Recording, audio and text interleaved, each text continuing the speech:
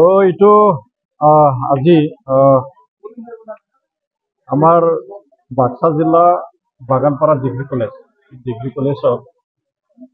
BTR চৰকাৰৰ উদ্যোগত ইয়াত তিনিটাকে মেডিকেল কলেজ আৰু আমাৰ বাক্সা জিলাৰ যি স্বাস্থ্য বিভাগ এই প্ৰয়োজনত ইয়াত মানে বিশেষকৈ দুটা যি বিভাগ গুৱাহাটী মেডিকেল কলেজৰ পৰা laboratory Fakhruddin Ali Ahmed medical college যেটা আমি বৰপেটা মেডিকেল কলেজ বুলি কোৱা হয় ইয়াৰ পৰা কেঞ্চাৰ যেটো মানে কেঞ্চাৰ যেটো কেয়াৰ আৰু general OPD prescription Kokrajhar medical কলেজৰ পৰা ইয়াত ডক্টৰ আহিছে আৰু আমাৰ বাক্সা জিলা স্বাস্থ্য বিভাগৰ পৰা ইয়াত ডক্টৰবিলাক ইয়াত আহিছে তো ইয়াত জেনেৰেল যেটো প্ৰেছক্ৰিপশ্যন তাৰ বাহিৰেও যিখিনি মানে নেফ্ৰলজি যিখিনি ৰিলেটেড যিখিনি মানে ইয়াত ৰোগী এই ৰোগীৰ মানে ইয়াত স্ক্ৰিনিং টেষ্টবিলাক হৈ আছে আৰু ইয়াত কেঞ্চাৰ স্ক্ৰিনিং টেষ্টবিলাক ইয়াত হৈ আছে ইতিমধ্যে গম পাইছোঁ কেঞ্চাৰ পেচেণ্ট ইতিমধ্যে ইয়াত পজিটিভ এজন পাইছে এই মাত্ৰ গম পালোঁ অলপ এতিয়া মানে আধা ঘণ্টাও হোৱা নাই এই মানে শিবিৰ আৰম্ভ হোৱাটো জাষ্ট 10 মিনিট আৰম্ভ হৈছে ইয়াত মানে কেঞ্চাৰ যিটো পেচেণ্ট মানে পজিটিভ পোৱা বুলি এই মাত্ৰ আমাৰ বৰপেটা মেডিকেল কলেজৰ প্ৰিন্সিপাল কাম সুপাৰিনটেণ্ডেণ্ট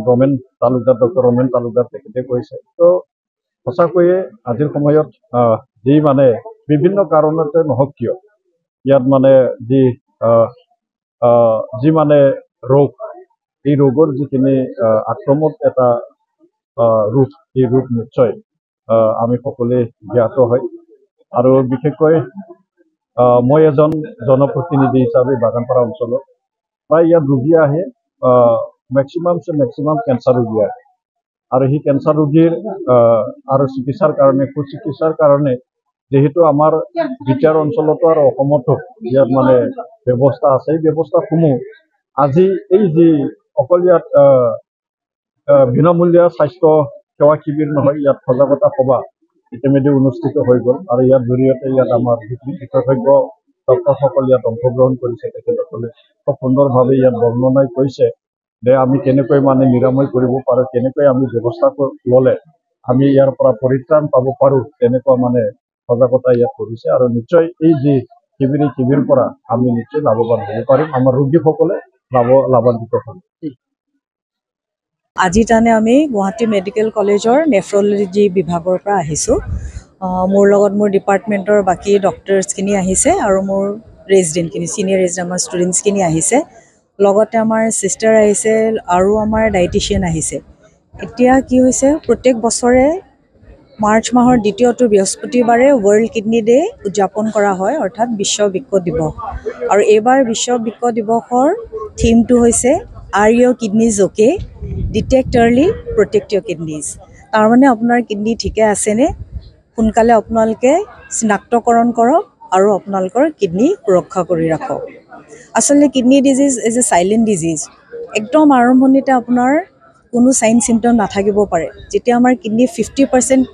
ডেমেজ হয় বা এফেক্ট হয় তেতিয়া আমাৰ ব্লাড টেষ্টত বা ইউৰিন টেষ্টত আমাৰ বেমাৰটো গম পাওঁ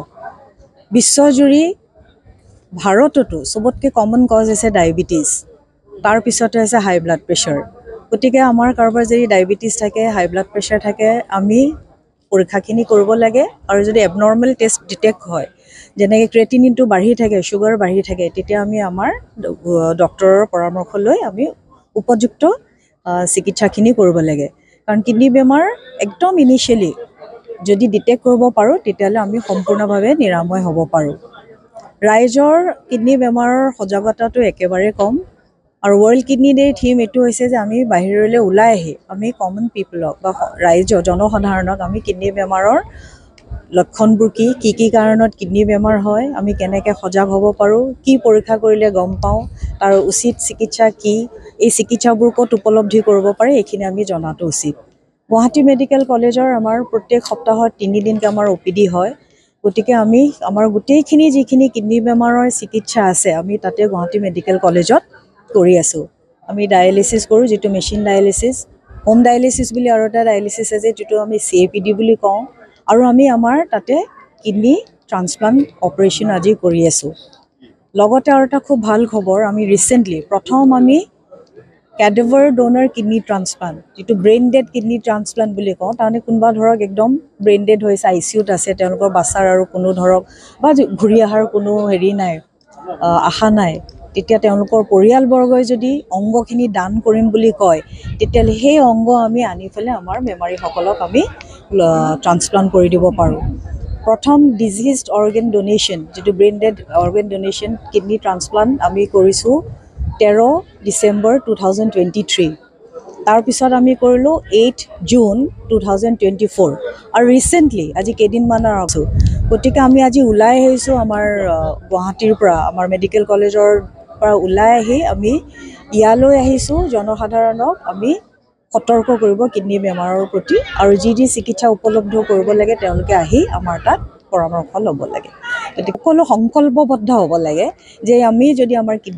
কিডনি সুস্থ কৰি ৰাখিব খোজোঁ, তেতিয়াহ'লে আমি আমাৰ কিডনিৰ পৰীক্ষাখিনি যেনেকৈ আমি এডভাইচ কৰিম ঠিক তেনেকৈ কৰি ডক্টৰৰ পৰামৰ্শ সময়ত ল'ব লাগে।